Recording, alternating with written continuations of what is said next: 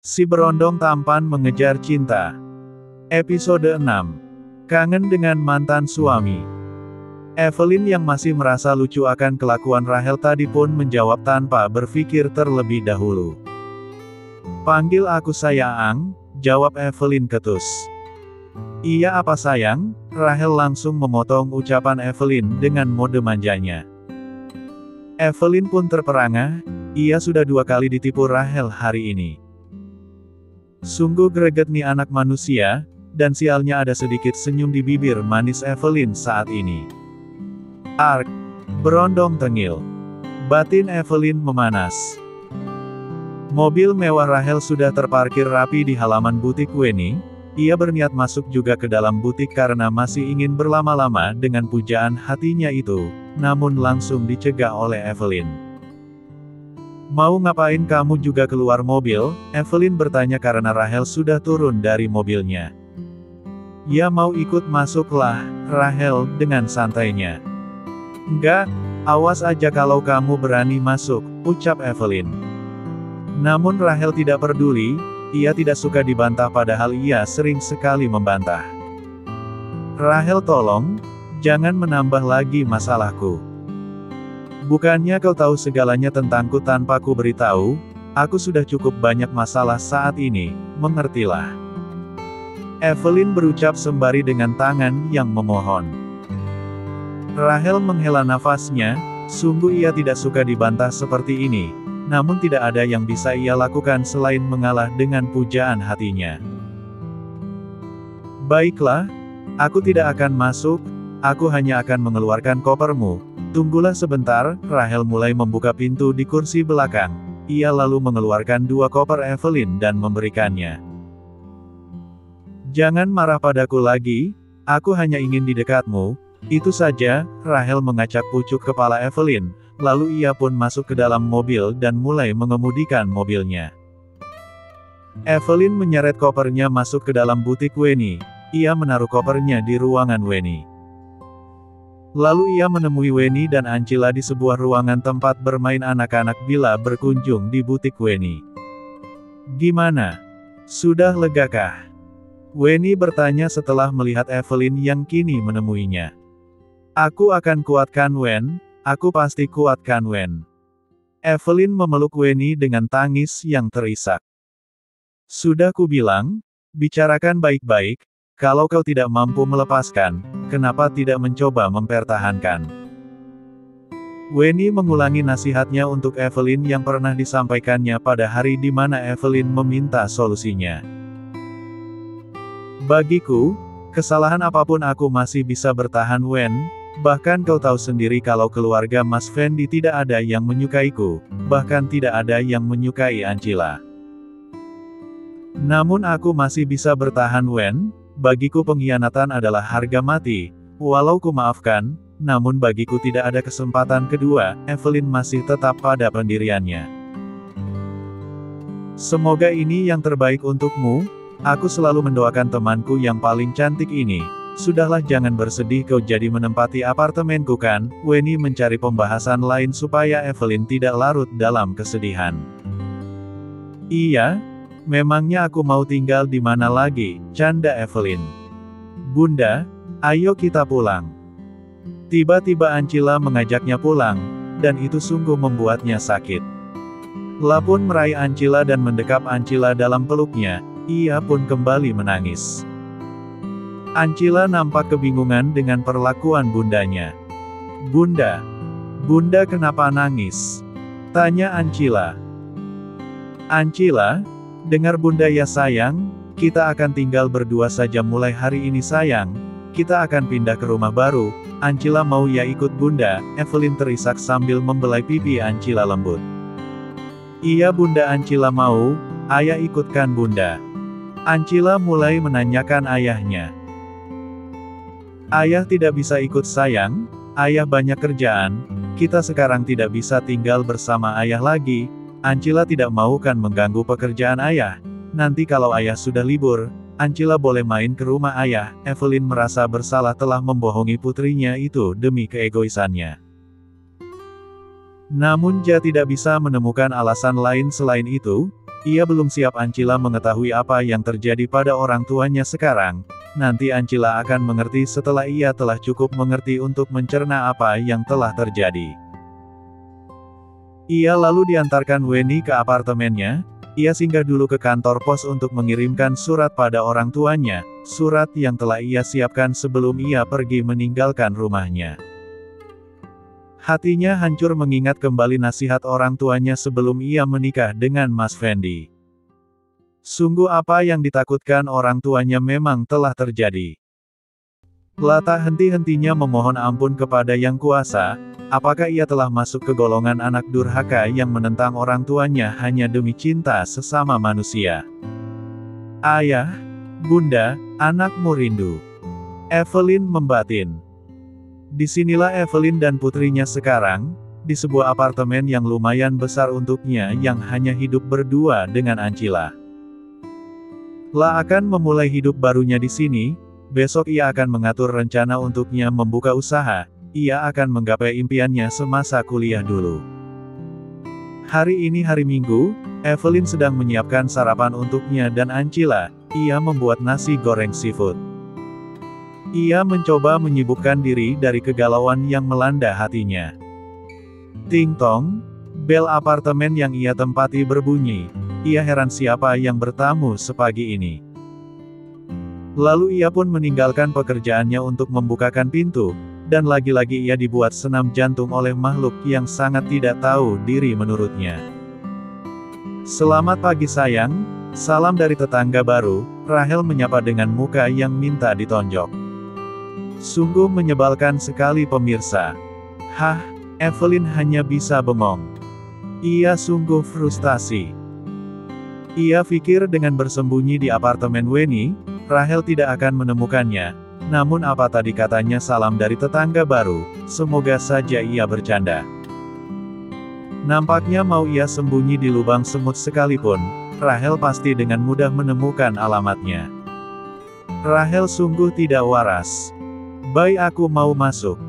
Aku mau sarapan, ucap Rahel manja.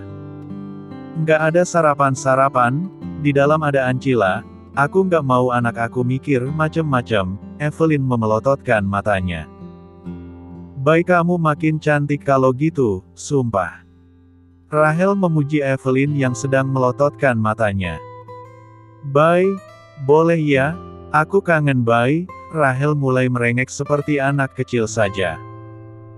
Apaan sih, udah sana pergi, ngapain kamu ngikutin aku sampai ke sini? Evelyn mengusir Rahel dan mengunci pintu dari dalam. Sekali lagi, Rahel akan menggunakan keahliannya dalam membuka segala yang terkunci.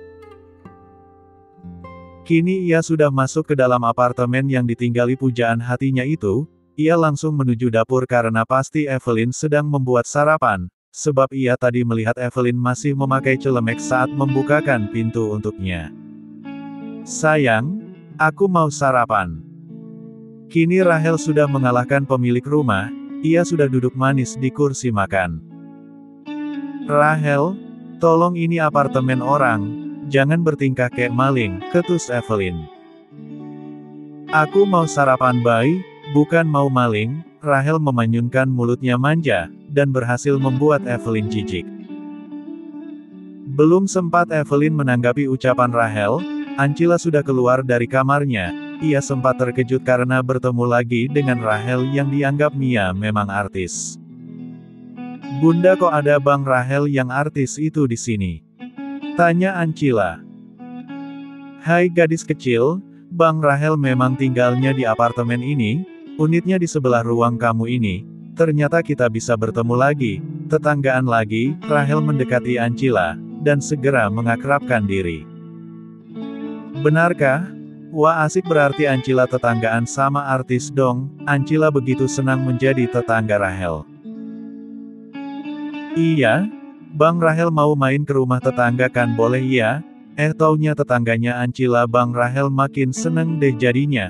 Mulai sekarang kita adalah teman. Rahel mengangkat tangannya untuk bertos ria dengan Ancila. Ancila pun menyambutnya dengan antusias. Teman, ucap Ancila. Lain halnya dengan Evelyn, Ia nampak begitu kesal karena ia akan sering bertemu Rachel nantinya. Rachel telah diterima oleh Ancila dengan senang hati. Lalu Evelyn pun menata menu sarapannya di atas meja. Ia menyuruh putrinya dan Rachel untuk sarapan bersama.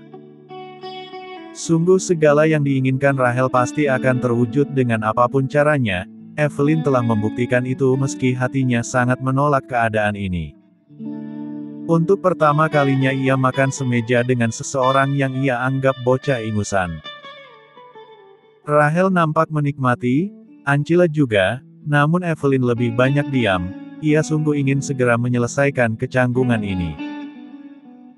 Ancila terus bercerita tentang sekolah dan tentang kehidupannya. Rachel nampak antusias mendengarkan dan sesekali menanggapi. Dua orang beda generasi itu tampak cepat sekali akrab.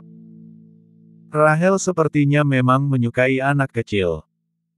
Evelyn pun tersenyum, dan mencoba menerima keadaan. Ya setidaknya Ancila tidak akan begitu kesepian. Setelah mengantarkan Evelyn ke butik Weni kemarin sore, Rachel segera menghubungi orang suruhannya untuk mengikuti kemana Evelyn pergi. Ia tidak mau sampai kehilangan jejak pujaan hatinya itu, dan ia harus tahu akan kehidupan seperti apa yang akan dijalani Evelyn. Setelah ia mendapatkan informasi Evelyn akan menghuni apartemen milik temannya, Rachel segera menghubungi Aldi untuk mengurus pembelian unit yang bersebelahan dengan unit yang akan Evelyn tempati. Maka jadilah ia sekarang di sini, menjadi tetangga baru Evelyn yang sedang menumpang sarapan dan menjadi teman baru untuk Ancila. Namun tiba-tiba ponsel Rachel berbunyi, terlihat Angga sedang menghubunginya. Ya, gue gak jadi pergi. Ada urusan. Iya minggu depan lagi aja. Ternyata Angga yang menanyakan jadi tidaknya mereka liburan ke pantai hari ini. Rachel pun yang sedang mendapatkan keberuntungan bisa bertamu di rumah Evelyn pun langsung membatalkan rencana liburannya. Siapa? Evelyn bertanya. Temen, jawab Rachel. Oh, singkat Evelyn. Lalu Ancila yang telah selesai makan pun mengajak Rachel bermain di ruang keluarga. Rachel pun dengan senang hati menurutinya. Evelyn mulai membersihkan dapur dan mencuci piring bekas mereka makan. Ia juga mulai berberes rumah. Rachel yang melihat Evelyn sedang membereskan rumah hanya dengan memakai daster khas emak-emak itu, membuatnya jadi berandai seandainya Evelyn menjadi istrinya. Rachel nampaknya telah jauh berpikir, padahal Evelyn sama sekali belum membuka hatinya untuk Rachel. Namun, kini sudah ada kesempatan baginya, dan tinggal menunggu tanggal mainnya saja lalu membuat Evelyn jatuh cinta padanya. Hari sudah menunjukkan pukul 10 pagi, tapi Rachel masih betah bertamu di rumah Evelyn. Ancila pun makin akrab dengan Evelyn, kini Ancila sedang menonton kartun kesukaannya. Rachel yang melihat ada kesempatan pun pergi meninggalkan Ancila sebentar untuk menemui Evelyn. Nampak Evelyn sedang mencuci pakaian di dekat kamar mandi dapur. Ia pun duduk mengamati Evelyn dari kursi meja makan. "Bay, kamu punya rencana apa besok?" Rachel menanyakan apa yang akan dilakukan Evelyn besok mengingat selama ini status Evelyn hanyalah ibu rumah tangga. Seperti biasa, menunggui Ancila sekolah, lalu besok rencananya mau cari ruko yang sesuai harga maupun tempatnya untuk aku bikin toko kue. Aku ada rencana mau buka usaha. Kenapa? Evelyn sudah menerima kehadiran Rachel, namun hanya sebagai teman. Ia juga sudah mulai terbiasa dengan panggilannya dari Rachel. Bagus itu Bay, nanti aku antar ya. Rachel menawarkan bantuannya dengan embel-embel modus itu. Nggak usah, lagian kamu besok sekolah, tolak Evelyn. Iya juga sih, nanti aku coba bantu deh. Aku cariin juga, ucap Rachel. Iya makasih, Evelyn tersenyum dan mampu membuat Rachel terpesona. Bay, kenapa juga kamu harus lahir jauh lebih dulu dari aku? Pas waktu kita ketemu itu aku kira kamu paling tuaan 2 tahunan dari aku. Taunya udah mau kepala 3, Rachel menyunggingkan senyumnya, tapi aku langsung jatuh cinta loh Bay sama kamu, gombal Rachel. Hah? Aneh-aneh aja kamu, denger ya kamu itu kalau masih mau jadi teman aku ya jangan macem-macem. Aku akan anggap kamu sebagai adik, itu sudah lebih dari cukup nggak akan lebih, jelas Evelyn. Namun berbeda dengan Rahel, kenapa rasanya sakit sekali dianggap hanya sebagai adik oleh Evelyn, ia tidak terima dengan ucapan Evelyn kali ini. Lalu ia bangkit berdiri dan mulai mendekati Evelyn. Evelyn yang sedikit merasa ketakutan pun dengan refleks memundurkan dirinya hingga punggungnya bertemu dengan dinding. Dan Rahel dengan segera mengunci Evelyn dengan kedua tangannya. Kini Evelyn sungguh tidak kuat ditatap oleh Rahel. Katakan sekali lagi. Ucap Rahel. Katakan bahwa hati ini tidak sedikit pun menyimpan rasa untukku. Aku mau dengar. Aku mau dengar, yang seharusnya aku belum siap untuk mendengarnya. Dengarkan baik-baik dan ingat ini, kini Rahel telah mendekatkan bibirnya di telinga Evelyn. Evelyn pun mulai ketakutan. Kalaupun kau mengatakannya hari ini, aku tidak akan pernah peduli. Kau tahu baik aku tidak ingin menjadi teman ataupun adik bagimu, aku ingin memilikimu seutuhnya. Jadi jangan lagi katakan hal semacam itu, sungguh akan sangat sia-sia. Rahel lalu mengecup kening Evelyn singkat, dan segera berlalu menuju pintu keluar. Nampak aura kemarahan menghiasi wajahnya, sungguh yang sebenarnya moodnya telah kacau semenjak Evelyn mengatakan akan menganggapnya sebagai adik, dan dia tidak akan pernah menyukai itu. Permisi, pos. Suara tukang pos mengantarkan surat ke rumah Julian. Bu Nena, yang saat ini sedang berada di taman belakang mengurus tanamannya pun samar-samar mendengar seperti ada orang di luar rumahnya. Ia pun mencuci tangannya yang kotor karena sedang berkebun saat ini. La memanggil pembantu di rumahnya untuk membukakan pintu. Sekar, di luar kayaknya ada tamu, tolong bukain sebentar ya, ibu mau bersih-bersih dulu, suruh Bu Nena kepada Sekar pembantunya. Baik Bu, Sekar pun langsung pergi keluar untuk membukakan pintu. Ternyata tukang pos, Sekar pun lalu menandatangani surat yang dikirimkan untuk keluarga Julian tersebut. La bertemu majikannya di ruang tamu. Lo Sekar, tamunya mana? Tanya Bu Nena. Gak ada Bu, tadi cuma tukang pos nganterin ini. Sekar memberikan surat yang ditujukan untuk keluarga Julian tersebut kepada Bu Nena. Bu Nena pun mengambil surat tersebut, namun ia tersentak melihat nama si pengirim. Ia tidak bisa menyembunyikan bahagia dalam dirinya mengetahui surat itu dari anak semata wayangnya. Padahal ia belum melihat isi suratnya. Sekar, ini surat dari Ilen Sekar, Ilen ngirim ini, Bu Nena berkata dengan bahagia kepada pembantunya. Iya Bu, itu surat dari Non Ilen. Sekar juga tadi terkejut, namun seneng juga akhirnya Non Ilen mau ngabarin kita di sini. Sekar pun ikut merasa bahagia. Sini Sekar, sini duduk kita baca sama-sama ya, Bu Nena menyuruh pembantunya duduk di sampingnya. Lalu mereka berdua membuka surat itu dan mulai membacanya. Tangis dari Bu Nena dan Sekar tidak bisa lagi dihindari. Keduanya tidak menyangka setelah 6 tahun Evelyn memberikan kabar pada mereka, Evelyn malah memberikan kabar yang begitu sakit. Bu Nena begitu sakit, ia paham pasti telah terjadi sesuatu pada anaknya itu, lalu ia pun bersiap-siap pergi menemui suaminya di kantor. Ia ingin segera suaminya mengurus tentang Evelyn, apa yang telah terjadi pada anak semata wayangnya itu. Ia ingin segera mengetahuinya.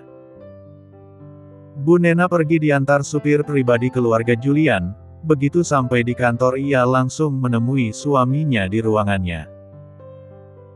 Ia begitu terburu-buru sampai lupa untuk mengetuk pintu.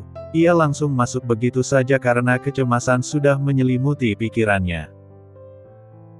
Suaminya, Pak Haris sedang bertemu dengan kolega bisnis di ruangannya pun terkejut melihat kedatangan istrinya yang secara tiba-tiba. Ia sedikit merasa tidak nyaman atas tindakan istrinya itu, namun ia dapat melihat raut kekhawatiran pada istrinya. Ia mengisyaratkan istrinya untuk menunggu sebentar di kamar pada ruangan kerjanya sembari beristirahat. Lalu ia meminta maaf pada kolega bisnisnya karena harus menyudahi pertemuannya. La mengantar tamunya itu sampai ke pintu keluar ruangannya, lalu ia menemui istrinya yang sedang beristirahat di kamar. Nampaknya istrinya itu tengah menangis. Haris mendekati istrinya itu, ia mencoba menenangkan istrinya, dan bertanya apa yang telah terjadi. "Ada apa, Ma? Kenapa Mama bisa seperti ini?" tanya Pak Haris. "Pa, Ilen Pa, telah terjadi sesuatu dengan Ilen Pa." Bu Nana menjelaskan dengan raut wajah yang begitu khawatir. "Ilen kenapa, Ma? Bukannya ia baik-baik saja dengan suaminya?" Pak Haris mulai gelisah. "Ini, Evelyn mengirimkan ini lewat pos, anak kita telah menyesal Pak. Itu berarti pasti sudah terjadi sesuatu dengan Shirley." Bu Nana lalu memberikan surat yang dikirim Evelyn untuk keluarga Julian. Pak Haris langsung membuka surat yang diberikan istrinya itu, ia membacanya dan bulir air matanya menetes. Inilah penyesalan orang tua terhadap seorang anak yang dicintainya. Ia sangat menyesal merasa gagal menyelamatkan anak semata wayangnya, sungguh apa yang ia takutkan 6 tahun lalu kini telah terjadi. Ia pun terduduk lemas, tenggorokannya serasa tercekat, ia tidak akan memaafkan apa yang telah terjadi dengan putrinya. "Ayah juga rindu Nak, bahkan sangat merindu." Batin Pak Haris bersambung.